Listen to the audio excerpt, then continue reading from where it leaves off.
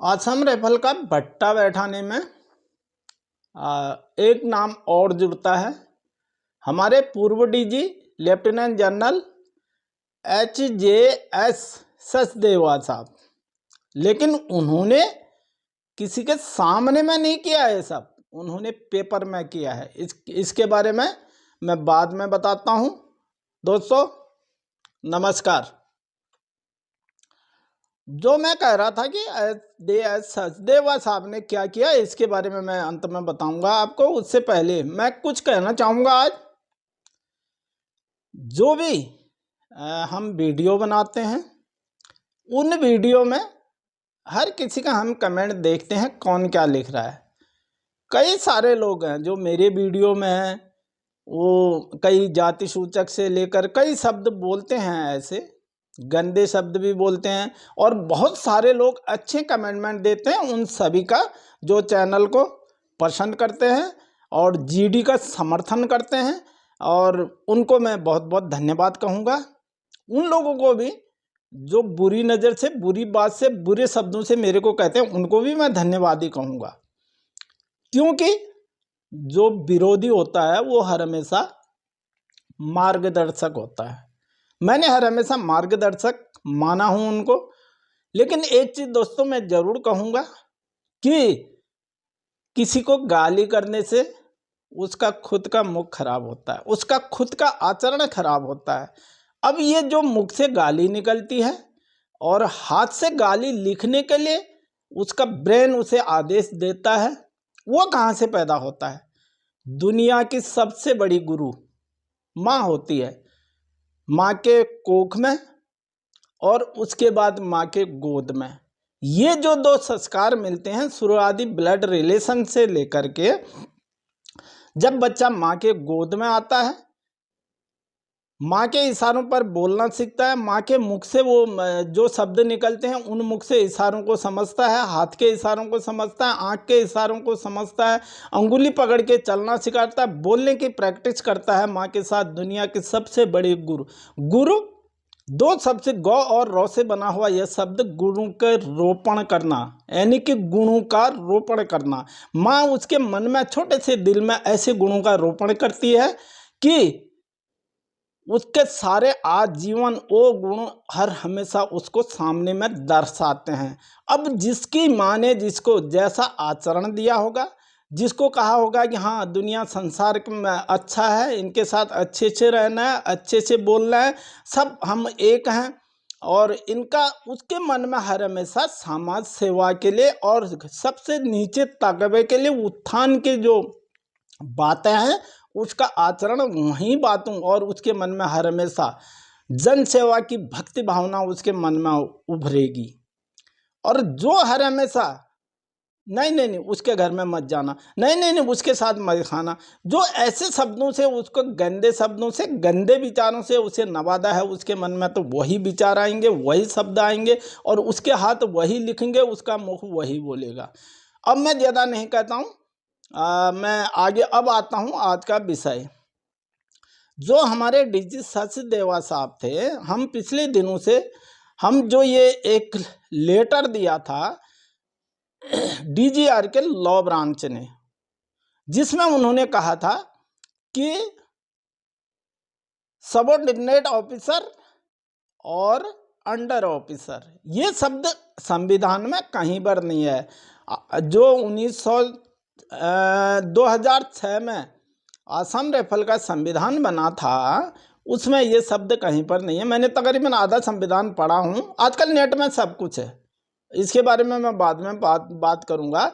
लेकिन उन्होंने, मैं ऐसा क्यों कह रहा हूँ कि हमारे जो DG साहब, उनका कार्यकाल, जो हमारे DG सचदेवा साहब थे, उनका कार्यकाल 1 सितंबर 2015 से लेकर सितंबर 2016 तक लगभग 1 साल का कार्यकाल था।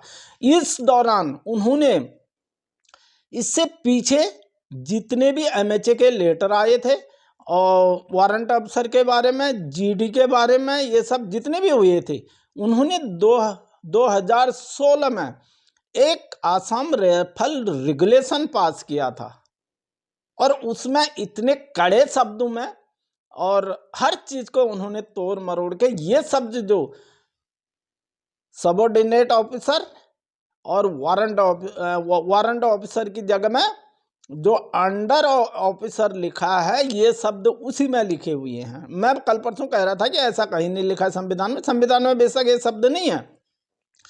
पूरी 100% जो ये 2016 का रेगुलेशन बना है आसाम राइफल का, और इसकी एसओपी बनाई है डीजीआर ने, उस समय ये लॉ ब्रांच ने, इसमें 100% आसाम राइफल का जो है कि सीपीओ की तर्ज पर उसमें उसको पूरा रिवाइज कर दिया। पुरानी जितने भी रेगुलेशन थे उनको सब रिवाइज करके ये नया रिवाइज निकाला है। तो इसीलिए अब चलो ये सब के लिए कोर्ट में केस चल रहा है। ये जब केस चलेगा, इसको माना नहीं रखता है कोई। जो ये आसाम राइफल रेगुलेशन है या डीजी स्टैंडिंग ऑर्डर भी है, इसको वो भी कहते हैं, तो इसको कोई माना नहीं रखता। कोर्ट में जाके सब प्रस्त हो जाते हैं। हम हमारे देश के संविधान पर विश्वास करते हैं, और आज तक संविधान में जो जो गया है, संविधान का सहारा जिसने लिया है, सबको जीत मिली है, और हमें लगता है कि हमको भी जीत मिलेगी। तो आगे मैं अभी ज़्यादा नहीं कहूँगा, अगले इसमें जो रेगुलेशन के बारे में अगले वीडियो में दूंगा। और मैं आज कुछ जो पिछला हमको एक सुकना में कुछ लोगों का चुनाव हुआ था, मैंने सभी का दिखाया था, लेकिन उसमें हमारे जो एक सूबेदार मेजर CR आर्या साहब को जो उपाध्यक्ष, संगठन का उपाध्यक्ष चुना गया था, यही है। आज मैं इसमें खरा उतरने की कोशिश करूंगा। हालांकि मैंने एक छोटा सा प्रयास था, एक ऐसा इन्वायरमेंट मैंने पैदा किया शिलोंग में जाकर के, जिसके अंदर मैं डीजी साहब से कम से कम 1 घंटा से ज़्यादा बातचीत कर सका। उन्होंने मुझे बड़ा सम्मान दिया, और तमाम कन्वर्सेशन जो था हमारे बीच में वो मैंने नायर साहब से, माइक दूर करो, हाँ, नायर साहब से शेयर किया था वो। और मैंने रमेश साहब जो अभी हमारे संरक्षक हैं देहरादून यूनिट के, वो अभी वीडियो बना रहे हैं सामने से, उनसे भी मैंने बात की थी। इन तमाम लोगों ने मुझे इसके लिए थोड़ा चेयर अप किया, और मुझे खुशी है। और मैं तमाम लोगों से कहना चाहता हूं, जो अभी नए डीजी साहब आ रखे हैं, जनरल लखेरा साहब, वो बहुत ही पॉजिटिव माइंडेड हैं। उनका जो एटीट्यूड है आसाम राइफल के प्रति बहुत ही शानदार है। मैं देख चुका हूं, मैंने बहुत लंबी सर्विस कर रखी है साहब आसाम राइफल में। मैं प्रत्येक जवान की नस नस जानता हूं, प्रत्येक एनसीओ, प्रत्येक जेसीओ वो आसाम राइफल के बारे में क्या क्या इच्छाएं रखता है, क्या उसकी सोच है, मैं बखूबी जानता हूं साहब। 2-4 बात करने पर पता चल जाता है कि हाँ, इनके मन में क्या है। तो डीजी साहब के मन में आसाम राइफल के प्रति हमेशा सम्मान रहेगा, ये मेरा अनुमान है। और मैंने देख लिया वहाँ पर उन्होंने जिस प्रकार आसाम राइफल को संबोधित करते हैं, जितने भी पॉइंट, मेरा एक छोटा सा क्लिप, वीडियो क्लिप आप लोगों ने नायर साहब के चैनल पर देखा होगा, वो शॉर्ट में है। उसके अलावा भी बहुत सारी बातचीत मैंने डीजी साहब के साथ में कर रखी है वहाँ पे। वो तमाम चीज़ें मैं अपलोड नहीं कर सकता हूँ, मगर कुल मिलाकर के इतना कह सकता हूँ कि ऐसे ऑफिसर, ऐसे डीजी बार बार नहीं आते हैं। जनरल सुशील कुमार साहब, वो हमारे ऊपर में चमक रहे हैं, आज उनका चेहरा चमक रहा है, हम उनका सम्मान करते हैं हमेशा। मैं एक ऐसा खुशकिस्मत इंसान हूँ जो जनरल सुशील कुमार के साथ में नौकरी कर रखी है मैंने। जनरल सुशील कुमार साहब को जो है उनके साथ में बैठे हुए हैं हम लोग। खैर यहाँ पे बहुत सारे बुजुर्ग हैं जो उनसे भी पहले के हैं। मैं देख रहा हूँ यहाँ पे ओखलडुंगा से कितनी बूढ़ी माँ जो है हमारी यहाँ पे आई हुई हैं, और भी जवान हैं, हमारे सीनियर जवान हैं। हम तमाम लोगों का सम्मान करते हैं, बट जितना सम्मान आप सब और मैं जनरल सुशील कुमार साहब का करते हैं, इतना हम कभी भी हमने किसी को सम्मान नहीं किया। और मैं चाहता हूं आज ये अपॉर्चुनिटी जो जनरल लखेरा साहब को मिली है, और जाते समय मैंने एक शब्द मैं कहना चाहता हूं आपको। मैंने उनसे कहा, साहब आते समय आर्मी के ऑफिसर तमाम अच्छा बन करके आते हैं, अच्छे होते हैं, बट जाते समय वो खराब हो जाते हैं, हमारे हित में कोई भी काम नहीं करते हैं। ये शब्द मैंने कहा था उनसे। तब उन्होंने कहा, आर्या साहब, जब मैं आसाम राइफल से पोस्टिंग जाऊंगा तो जरूर मैं आपसे मिलूंगा, आपको मैं यहाँ बुलाना चाहूँगा, और तब मैं आपसे फीडबैक लूँगा, आपसे पूछूंगा कि मेरा बर्ताव चेंज देखा या कैसा हूं मैं, आपसे पूछ के जाऊंगा मैं, और मेरे बारे में आप फीडबैक देंगे। उस समय मैं अच्छे बने रहने की कोशिश करूंगा। ये शब्द हैं उनके। ये कहा था, मेरे मन में, मेरे दिल में उनके प्रति जो है बहुत एक शांति हो गई मेरे मन में, बड़ा अच्छा लगा, ठंडक पड़ गई मेरे दिल में। तो बातें तो खैर बहुत ज़्यादा हैं, मैं बहुत कुछ कहना चाहता था लेकिन अभी समय नहीं है। और मैं तमाम जितने भी दूर दूर दराज से यहाँ पे लोग आए हुए हैं, खासतौर पे नेपाल से, मैं उन सब को बहुत बहुत धन्यवाद कहना चाहता हूँ। और उनको सब जितनी माताएं हमारी यहाँ पर आई हुई हैं, मैं सबको थैंक्स करना चाहता हूँ। और आगे भविष्य में मुझे काम करने का मौका दे रहे हैं आप लोग, तो हम जुड़े रहेंगे। इवन मैं ज़्यादातर काम जितने भी हमारे जो अलग अलग डिपार्टमेंट हैं, जैसे लीगल एस्पेक्ट है जो, वो बेटर नहीं कर सकता है नायब साहब से कोई भी जवान, कोई भी इंस्टीट्यूट, क्योंकि नायब साहब इससे बहुत जानता है। मैंने उनसे कहा था, जब मैंने सुना था कि जब उन्होंने रेजिग्नेशन के बारे में बात करी थी, मेरे घर में आए थे नायब साहब, रुड़की आए थे, तो वहाँ पे हम मिले थे, बहुत सारी चीज़ों पर हमारी बातचीत हुई है। तो उन्होंने मतलब मुझे अच्छा अप्रिशिएट किया, तो तभी मैंने कह दिया था, नायब साहब आप रेजिग्नेशन मत दीजिएगा प्लीज़, हम बताएंगे। उन्होंने बोला पीठ साहब को बनाए। पीठ साहब एक कर्मठ अंशोज है, पीठ साहब बहुत ही अच्छा है, बहुत मेहनती है पीठ साहब, मैं उनकी बहुत कदर करता हूँ।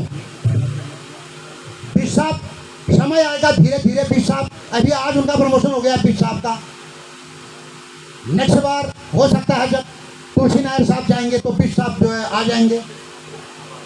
ये तो आना जाना लगा रहेगा। अंत में मैं तमाम लोगों का थैंक्स करना चाहता हूँ और सबको मेरी तरफ से ढेर सारी शुभकामनाएं। आप हंसते रहें, मुस्कुराते रहें, खुश रहें, आपके बाल बच्चे, आपका परिवार को भगवान हमेशा खुश रखे। आप जहाँ भी जाएं तरक्की करें और हमेशा सही सलामत और स्वस्थ रहें। Thank you very much.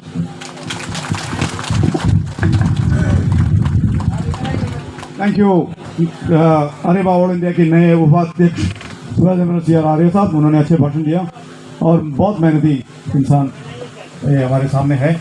और अभी एक इलेक्शन के प्रोसेस हमने बता दिया। अरेबा नेपाल और हिंदुस्तान के लिए, नेपाल के लिए उन्होंने नया कमेटी गठन कर लिया, उन्होंने 2 महीने के अंदर रिपोर्ट देगा। हिंदुस्तान के लिए भी ऐसे ही है कि सोनालाल जी वो तय करेंगे, उनके कमेटी बनाएंगे और कहाँ कहाँ किस दिशा में, किस जोन में अपने उनको नेशनल सेक्रेटरी बीसी जी को मदद करने के लिए कोई भी किसी जोन से आदमी उनको मददगार होंगे, वो बाद में तय होगा। अभी होना है नेशनल ट्रेजरर की पदवी के लिए इलेक्शन। नेशनल ट्रेजरर हमारे वार्ड अफसर वेणु साहब है। अगर कोई आदमी वॉलंटियर है उनको